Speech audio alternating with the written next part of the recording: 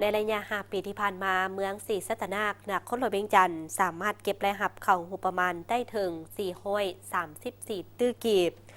ในโอกาสดำเนินกองประชุมใหญ่ครั้งที่8ผู้แทนองค์คณะพรรคเมืองศรีสัตนาคนครหลวงเวียงจันทน์สหายปริญญาเอกทินกรทองคำกรรมการประจำพรรคเมืองของเจ้าเมืองศรีสัตนา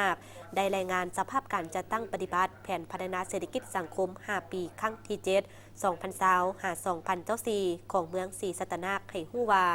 ผลสำเร็จการจัดตั้งปฏิบัติการพัฒนาด้านเศรษฐกิจ5 ปีผ่านมา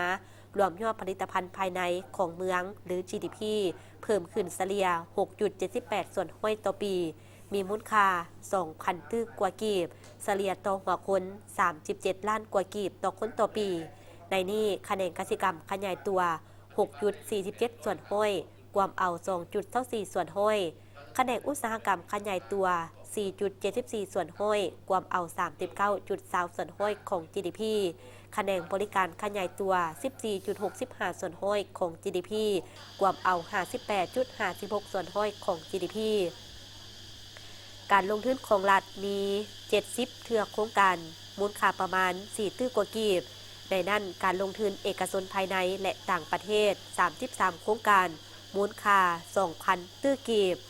การลงทุนภาคเอกชนหรือประชาชนและหัวหน่วยธุรกิจต่างๆได้ประกอบส่วนทุนก่อสร้างทางโฮมและโรงระบายน้ำมูลค่า 5.8 ตื้อกีบการเก็บและหับเข้างบประมาณ 5 ปีผ่านมาได้หับแผนการจัดเก็บและหับทั้งหมด326 ตื้อกีบสามารถเก็บและหับเข้างบประมาณ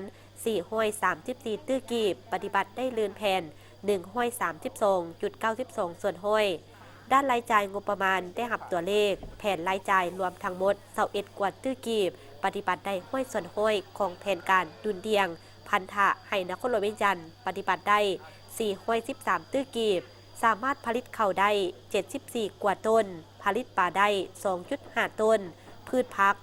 82 กว่าต้นธาตุซิน96 กว่าต้นได้ส่งเสริมผลิตภัณฑ์เป็นสินค้ามีหัวหน่วยสินค้าโอดอป9 หัวหน่วยเพิ่มขึ้น3 หัวหน่วยและกาหมายสินค้าโอดอปแห่งชาติ33 ผลิตภัณฑ์เพิ่มขึ้น3 ผลิตภัณฑ์มีครอบครัวต่อแบบ25 หัวหน่วยเพิ่มขึ้น4 หัวหน่วย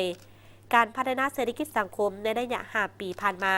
ถึงจะพบความยุ่งยากและสิ่งท้าทายทดสอบนานาประการแต่ก็ยังสามารถผ่านพ้นวิกฤตการมาได้ซึ่งแสดงออกเมืองศรีสัตนามีเสถียรภาพทางด้านการเมืองนักแน่นสังคมมีความสงบเป็นระเบียบเรียบร้อยเศรษฐกิจเติบโตอย่างต่อเนื่องบนพื้นฐาน